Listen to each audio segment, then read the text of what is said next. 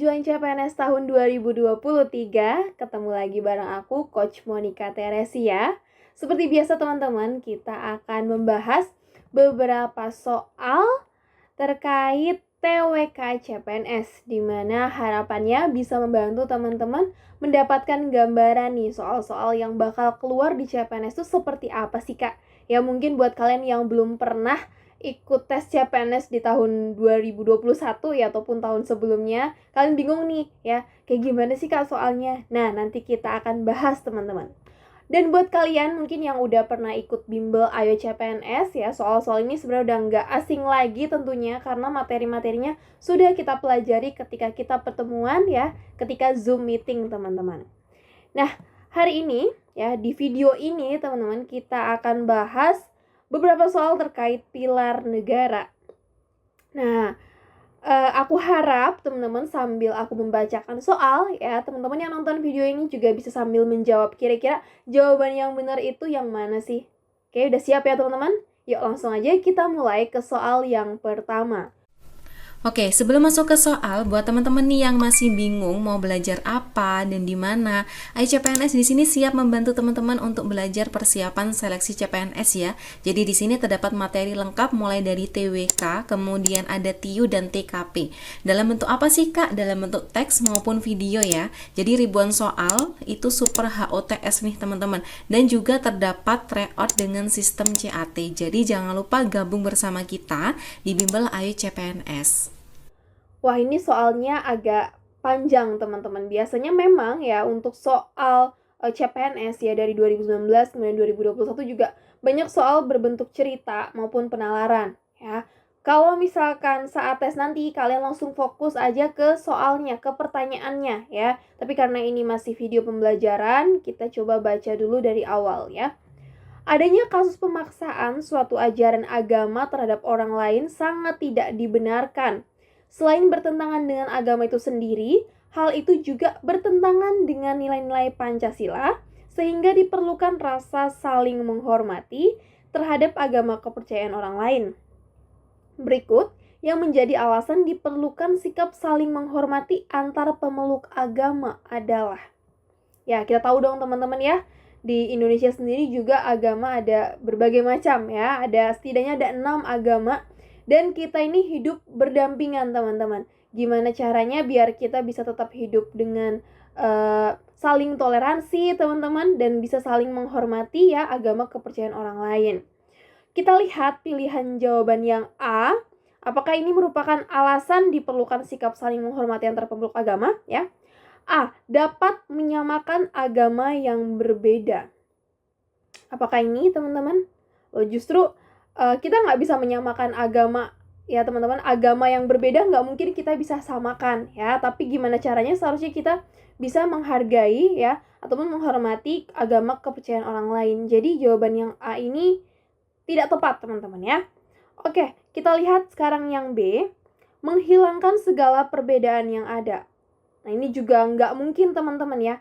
Justru sebenarnya perbedaan itu yang membuat indah, tapi gimana caranya kita bisa, lagi-lagi kita harus menghargai perbedaan tersebut teman-teman. Yang C, mempererat hubungan antar warga. Nah ini bisa dibilang jawaban yang betul ya. Kita lihat dulu yang D.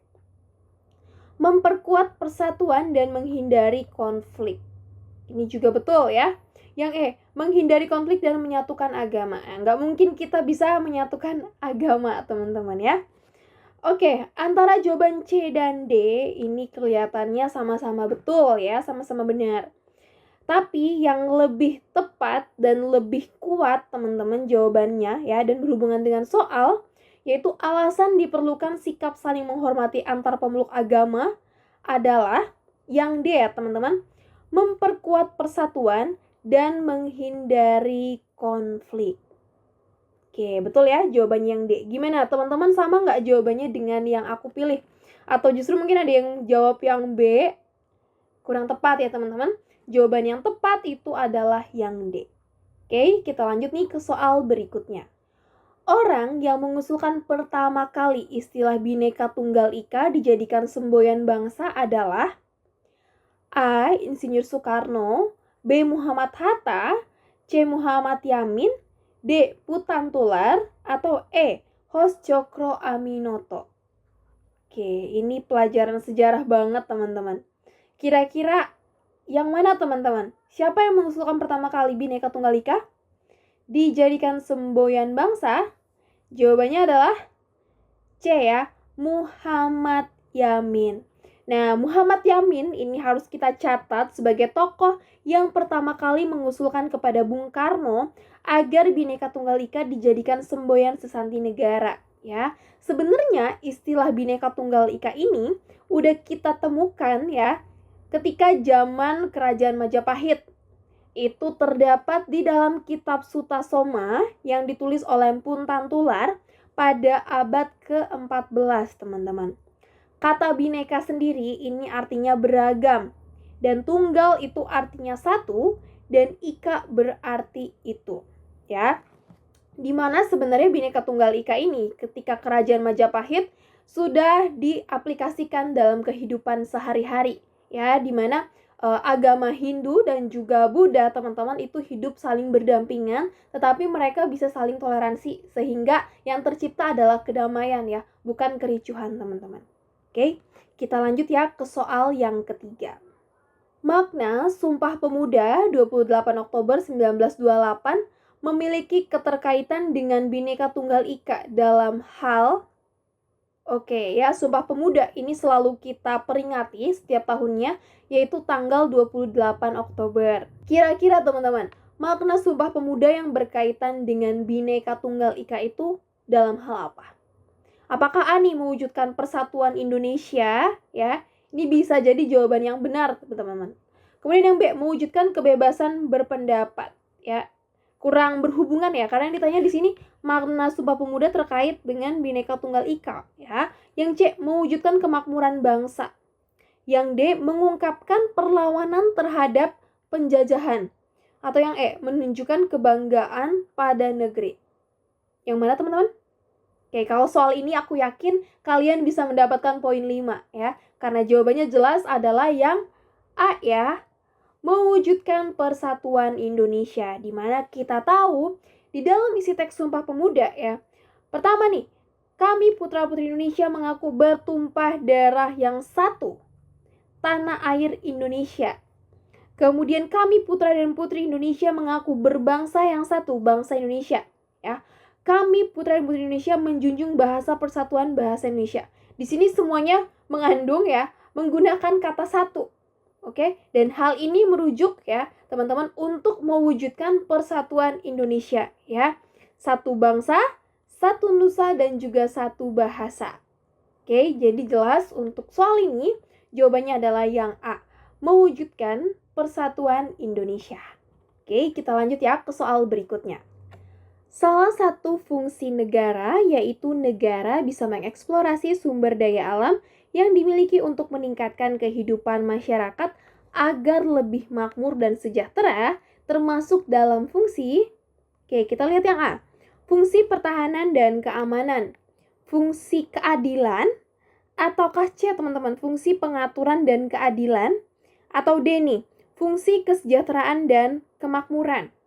Atau yang E, fungsi kekuasaan. Oke, ini terkait fungsi negara ya. Gimana kalian kira-kira memilih jawaban yang apa, teman-teman? Yang mana nih? Nah, kalau kalian mentok ya, di sini sebenarnya sudah ada clue-nya, teman-teman, di soal, yaitu agar lebih makmur dan sejahtera. Ya, jadi jawaban yang tepat itu yang mana nih? Yang berkaitan dengan soal. Yang mana, teman-teman? Ya, yang D ya. Fungsi kesejahteraan dan kemakmuran. Nah, negara sendiri teman-teman itu memiliki 4 fungsi secara umum. Ya. Yang pertama itu adalah pertahanan dan keamanan ya. Ini sesuai dengan pilihan jawaban yang A. Oke. Kemudian yang kedua adalah fungsi keadilan. Yang ketiga itu pengaturan dan ketertiban. Oke, dan yang terakhir adalah kesejahteraan dan kemakmuran ya. Oke. Nah, kalau misalkan kesejahteraan dan kemakmuran ya, di sini negara memang bercita-cita ya untuk bisa membuat kehidupan masyarakat itu lebih makmur dan juga sejahtera. Nah, kalau misalkan fungsi negara dari segi pengaturan dan juga ketertiban ya, di sini negara berfungsi untuk mencegah terjadinya pertikaian ataupun permasalahan antar warga negara kita. Dan yang ketiga itu fungsi keadilan ya, di mana khususnya terkait hukum ini harus berlaku tegas teman-teman dan tidak pandang bulu. Oke. Kemudian dari segi fungsi pertahanan dan keamanan ya, negara di sini bertujuan untuk menciptakan keamanan di masyarakat dan bahkan ya sampai kita memiliki alat-alat pertahanan negara. Contohnya seperti adanya lembaga TNI ya, polisi ya teman-teman, dan kemudian ada alat-alat untuk pertahanan negara lainnya. Oke. Jadi untuk soal ini, keren yang ditanyakan ini adalah terkait masyarakat lebih makmur dan sejahtera, maka fungsi negara yang tepat adalah fungsi kesejahteraan dan kemakmuran. Ya, kita lanjut ke soal berikutnya. Indonesia adalah negara dengan keberagaman suku, etnik, budaya, dan agama, serta karakteristik dan keunikan di setiap wilayahnya. Pada dasarnya, keberagaman masyarakat Indonesia menjadi modal dalam pembangunan bangsa. Oleh karena itu, sangat diperlukan sikap atau perilaku yang menunjang terciptanya kondisi tersebut. Salah satunya adalah, ini soal yang mudah teman-teman ya. Kita lihat yang A.